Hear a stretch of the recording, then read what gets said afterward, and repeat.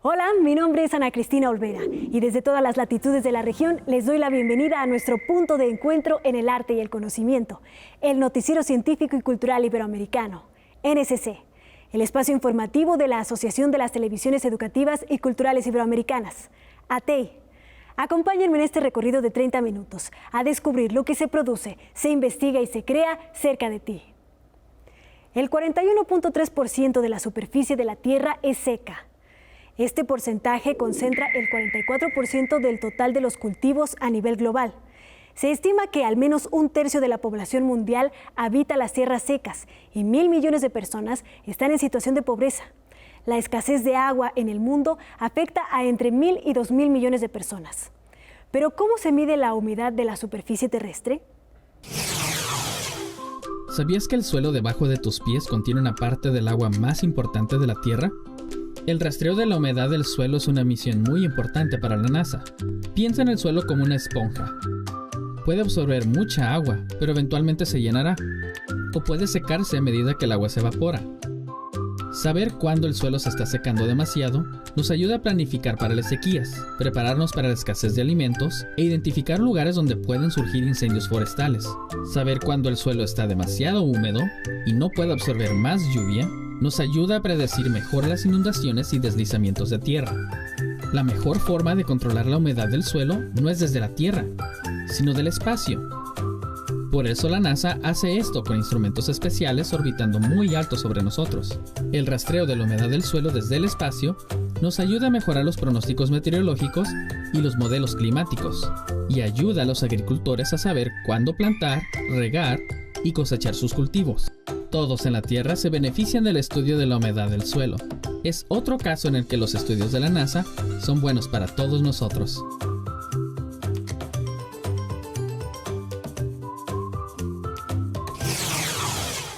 En promedio, una persona a lo largo de su vida pasa más de 76.500 horas frente a la pantalla de los dispositivos móviles. Es decir, poco más de 8 años frente a un celular o tablet. Los celulares ocupan el primer lugar de la lista con un 98%, la televisión 91% y los ordenadores o computadoras 89%. Conozcamos algunas de las secuelas de este hábito. El cuerpo y el cerebro de los seres humanos responden inconscientemente a los contenidos que reciben de los medios de comunicación y de la red. La desarrolladora de tecnología creativa, Heidi Popper, decidió medir los efectos neurológicos de las personas causados por Internet, por los dispositivos móviles y la realidad virtual y aumentada. Descubrió que estos estaban reescribiendo el sistema nervioso, es decir, modificaban la estructura del cerebro. En palabras de la especialista, las tecnologías mencionadas vuelven a las personas más incompetentes social y emocionalmente. What's happening is that the gray area matter in the brain is shrinking as a result of our overdependence upon these technologies, which also produces what we might call like shallow learning, because we're skipping from concept to concept and information to information. So over time, because those areas are eroding, what is not happening is something called memory consolidation. And that is really critical in terms of our ability to make meaning in the world and put complex concepts together. So that's one of the areas. But the other thing is that why I say that it's making us more socially and emotionally incompetent is because those specific regions of the brain, when memory consolidation isn't happening, they're also reducing our capacity for empathy. La investigadora fundó Future Perfect Lab, agencia que aprovecha el poder de la cultura pop y la neurociencia para desarrollar tecnología emergente que impulse un cambio social. También construyó el sistema Limbic Lab, un laboratorio que captura la respuesta inconsciente del cerebro y del cuerpo ante los contenidos de la tecnología y que está integrado por dos componentes, un motor narrativo y una máquina mediática. Funciona de la siguiente manera. Mientras un sujeto mira o interactúa con contenido digital, la máquina internaliza y sincroniza datos de ondas cerebrales en tiempo real. Datos biofísicos como ritmo cardíaco, circulación, temperatura corporal y contracción muscular. Además, registra el movimiento ocular y las expresiones faciales. La información se recoge en momentos críticos de la trama, por ejemplo, cuando el sujeto observa una escena de terror. Así, se puede obtener el genoma de los medios. But what we're doing now is trying to build a front end for that media genome so that media makers and social justice organizations and cultural organizations can actually use the front end, even journalists can use the front end to run their own queries to make sense of the data. La científica realiza el mapeo del primer genoma mediático para poner un ejemplo de su funcionamiento, mientras que el genoma humano identifica todos los genes involucrados en la secuenciación del ADN. La creciente base de datos de huellas mediáticas permitirá determinar el ADN mediático de una persona en concreto. A diferencia de la medicina personalizada, Limbic Lab busca ayudar a desarrollar biocontenido para la audiencia a nivel individual. As an artist and as a humanist, I'm interested in, finding ways to change the trajectory of technology to make it more life-centered, and that it can be one way of infusing more positive values in society, right, and not harmful ones. And so it's a very kind of tricky line, I think, but we do have a wonderful opportunity right now, too, because as I see the young generation coming up, there's lots of new narratives that are surfacing, specifically in the US around racial justice and immigration. Desde México, reportó para el Noticiero Científico y Cultural Iberoamericano, NSC, Karen Rivera, de Canal 22. Según datos otorgados por la Fundación Charles Darwin, actualmente hay 15 especies distintas de tortugas gigantes de Galápagos. En total, se contabilizan alrededor de 60,000 ejemplares. La tortuga gigante de Galápagos es una especie protegida, por lo que en 1978 el Parque Nacional de Galápagos es declarado Patrimonio Natural de la Humanidad y en 1985 Reserva de la Biosfera. Una de las causas es el tráfico ilegal de la especie. Golpe al tráfico de especies protegidas en el aeropuerto ecológico de las Islas Galápagos, en Ecuador, tras localizarse 185 tortugas bebés gigantes dentro de una maleta que tenían como destino inicial la ciudad de Guayaquil. 10 de las tortugas, cuya edad no supera los 3 meses, no lograron sobrevivir. Las autoridades ecuatorianas velarán por que estos hechos sean sancionados con todo el rigor. El tráfico de especies es el cuarto tráfico de comercio ilícito más grande del mundo, que maneja miles de millones de dólares alrededor de especies, y en el caso de especies de Galápagos son muy cotizadas en el mercado asiático, donde pueden llegar a valer varias decenas de miles de dólares. Las tortugas tienen un caparazón todavía muy joven para precisar con exactitud a qué parte del archipiélago pertenecen. Las Islas Galápagos fueron declaradas como Patrimonio Natural de la Humanidad de la UNESCO en 1978 por su biodiversidad terrestre y marina, un territorio en el que habitan especies únicas en el mundo. Transportar al usuario a un tiempo y espacio diferente a través de los sentidos es posible gracias a la realidad virtual. Actualmente, el ingreso económico global obtenido de esta tecnología es de 46.400 millones. Con la llegada de la COVID-19 y el confinamiento, este servicio tecnológico incrementó su popularidad, pues no solo permite el acceso a lugares que físicamente están restringidos, sino que también se ha convertido en una máquina del tiempo que nos permite ser testigos del pasado.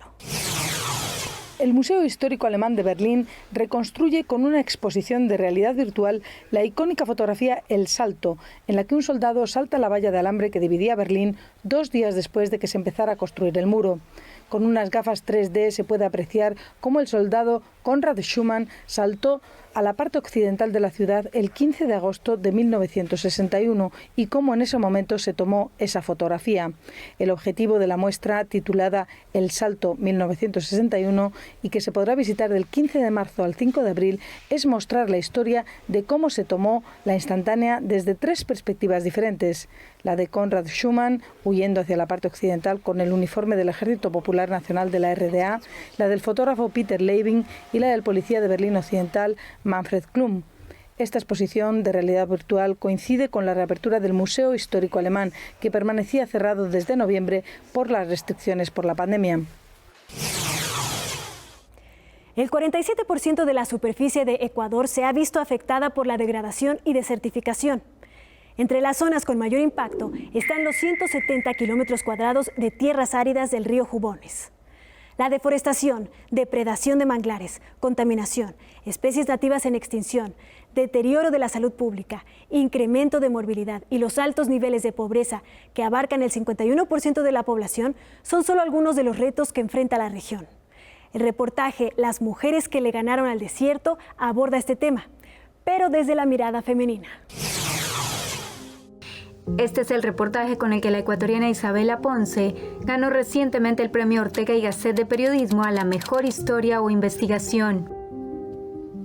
El combate al cambio climático fue la puerta para entrar en el selecto grupo de uno de los más prestigiosos premios del periodismo en español. Poquísimo. Las mujeres que le ganaron al desierto, publicado un mes antes de que la COVID-19 llegara a Ecuador en 2020, cuenta la historia de 4 agricultoras desconocedoras del cambio climático en una de las zonas más áridas del país, el desierto de Jubones. La misión, según Ponce, era contar las vidas de esas mujeres sin tener que exaltar ninguna característica, pero resaltando su labor de adaptación al cambio climático. En definitiva, adaptarse para poder sobrevivir, dar de comer y para tener una vida digna y mejor. Pero hay veces que la historia te supera y eso es lo que ocurre ahí. Pero al día siguiente, ya verla a ella, ver los cultivos, ver la relación con el esposo, o sea, todo era como muy hermoso. O sea, no quiero decir espectacular porque no me gusta romantizar, pero muy de poder observar de cerca cosas que sabes que tienen un valor muy grande de contar. Aunque el objetivo nunca fue el premio, Ponce destaca la importancia de aprender a hablar del tema de género sin tocar la violencia y sin tener que decir palabras como feminismo. Solamente contando historias, o sea, solamente narrando lo que estoy viendo sin adjetivizar. Como mágico, como orgánico, de que esta sea la historia que tiene ese reconocimiento, porque representa mucho lo que queremos en GK, los valores. Lo invitamos a que se sume a nuestros canales de WhatsApp y Telegram.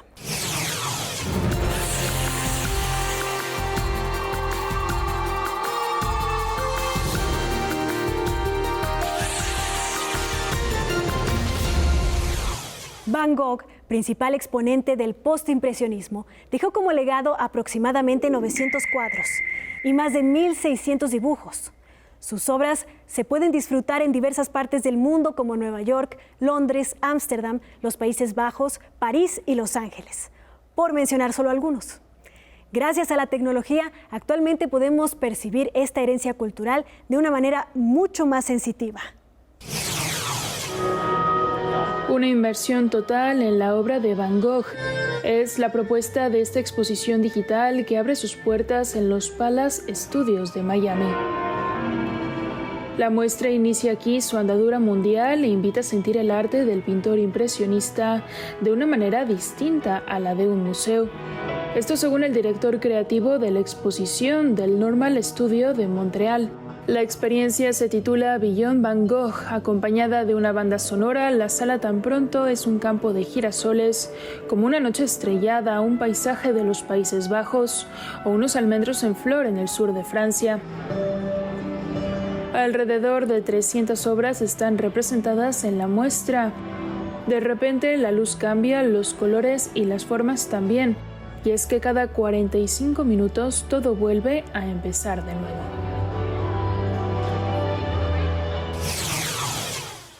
El cierre de los festivales masivos y conciertos fue una de las primeras restricciones que lanzaron los gobiernos del mundo ante la pandemia. La industria de la música y el entretenimiento sufrió una pérdida de $30.000 millones a nivel global, cifra que abarca únicamente la asistencia física a los recintos. Ante el confinamiento, la gente buscó nuevas formas de inspiración. Esto incrementó la venta de instrumentos y, a su vez, el consumo musical en streaming, en un 16.8% y un 7.4% en la venta de descargas. Para ayudar a superar el encierro, nace Soles Negros.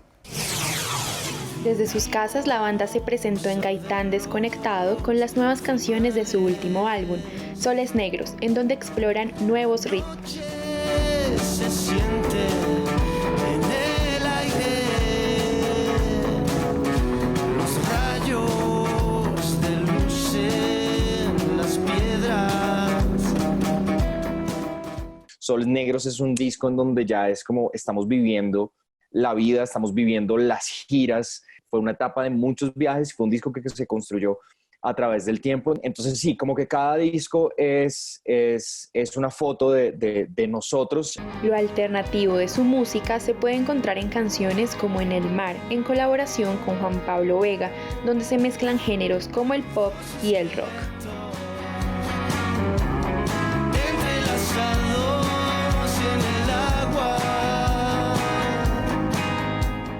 Cuando llegó En el mar, nos sonó muy a Juan Pablo, o sea, nos pareció que tenía una onda que le podía funcionar a él en su timbre. Es una versión de Hola Bill más amigable.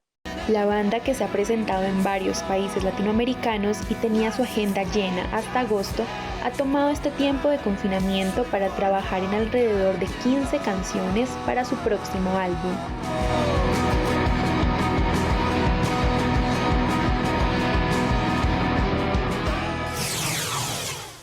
Se estima que en Chihuahua, México, viven 93.709 indígenas.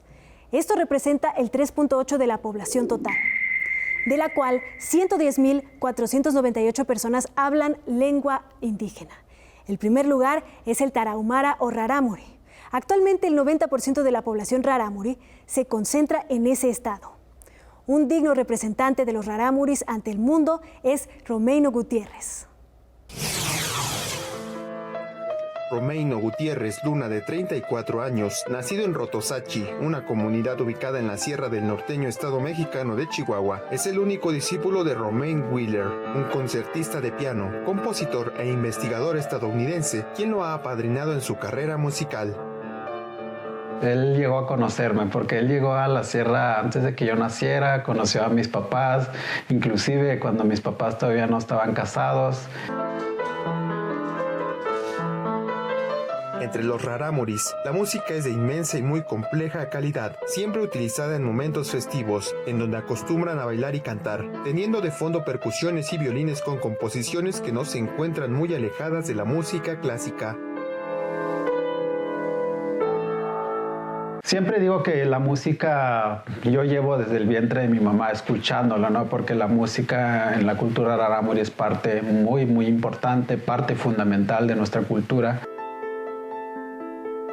Aunque Romeino ya traía de nacimiento una vena artística, pues su padre es un reconocido violinista local, fue Wheeler quien le enseñó las ejecuciones precisas para poder tocar las piezas clásicas del piano.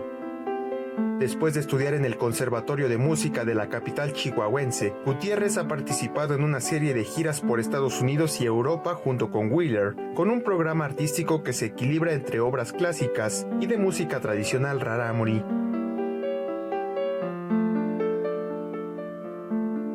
Ya son 14 años que estoy dando ya de manera profesional los conciertos y pues hemos escuchado muchos comentarios, sobre todo pues comentarios que han sido, yo creo que la mayor parte pues han sido comentarios muy positivos.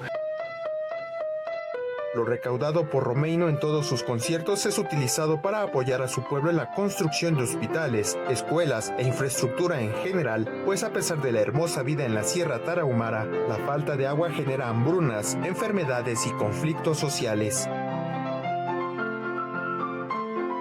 Con información de la oficina en la Ciudad de México, Noticias Xinhua.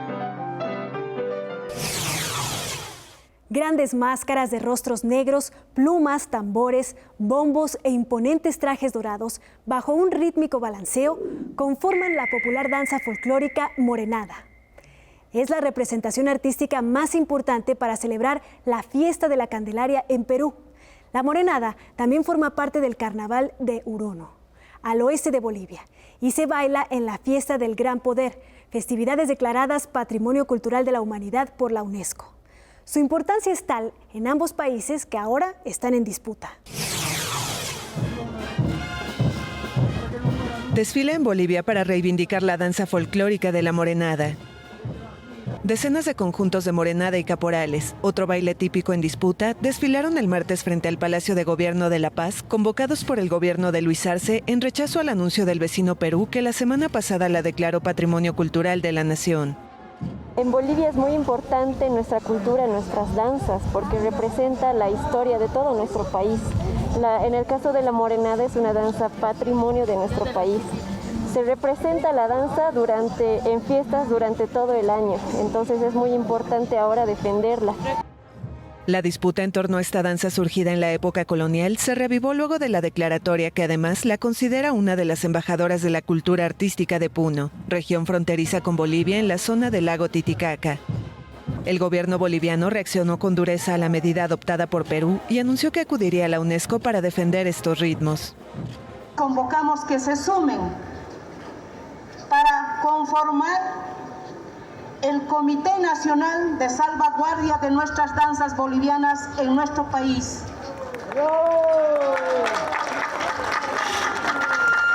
Los 9 departamentos conformaremos ese Comité Nacional de Salvaguardia. Desde ahí empezaremos a trabajar un plan nacional de salvaguardia de nuestras danzas a nivel nacional y a nivel internacional. Según historiadores, la coreografía de ritmo cancino recuerda el dolor y sufrimiento de los esclavos al llegar a América. Ante los reclamos de Bolivia, el Ministerio de Cultura de Perú afirmó que la declaratoria no manifiesta o afirma el derecho de exclusividad o de denominación de origen de la danza. Recientemente, el Ministerio de Cultura de Panamá, en conjunto con la Unión Europea y la UNESCO, anunciaron la creación de CREA en Panamá 2030, con el cual se pretende establecer políticas públicas que causen un impacto positivo en el sector y a su vez en los habitantes y su manera de vivir su país desde la perspectiva natural y cultural. Pero esta no es la única iniciativa que se está implementando para fomentar la economía creativa. En Panamá, la cultura como eje transversal ha tenido un desarrollo positivo durante los últimos años con la implementación de políticas públicas en pro del sector.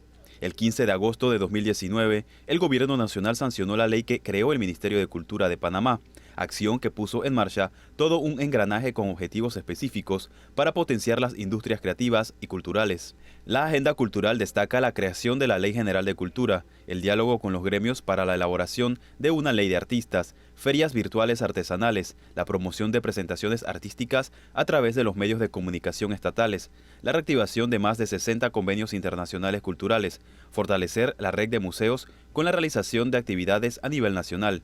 Con el diseño y ejecución del Plan Nacional para la Protección del Patrimonio Material e Inmaterial, se busca, entre otras cosas, sacar a Portobelo y San Lorenzo de la lista de patrimonio en peligro de la UNESCO antes del año 2023, además de resguardar el sitio arqueológico de Panamá Viejo y el Distrito Histórico de Panamá. Mientras, se trabaja en la difusión de las expresiones rituales y festivas de la cultura Congo, inscritas en la lista del Patrimonio Cultural Inmaterial de la Humanidad por la UNESCO, y se mantiene la protección de las técnicas artesanales del sombrero pintado, incluidas en la misma lista en el año 2017. En espera de la evaluación por parte del Comité Intergubernamental, se encuentra la inscripción de bailes y expresiones asociadas a la festividad del Corpus Christi. Con la sostenibilidad de todos los proyectos mencionados, los ciudadanos podrán ejercer a plenitud sus derechos culturales, o sea, el derecho a la expresión y el disfrute de los bienes, servicios y productos culturales que engrandecen la identidad de un país. Para el Noticiero Científico Iberoamericano, Manuel Rodríguez de la Cruz desde CERTV Panamá. Gracias por habernos acompañado en este viaje informativo del Noticiero Científico y Cultural Iberoamericano, NSC. Este espacio de encuentro no sería posible sin la colaboración y plataformas de los socios de ATEI y las agencias informativas AFP, EFE, Xinhua, Notimex, Euronews y la Deutsche Welle. Si quieren saber más, podemos estar comunicados a través de la web en noticiasnsc.com y las redes sociales. Nos encuentran como @NSC Iberoamérica en Twitter, Facebook, Instagram y Dailymotion. Yo soy Ana Cristina Olvera y los espero en una próxima emisión.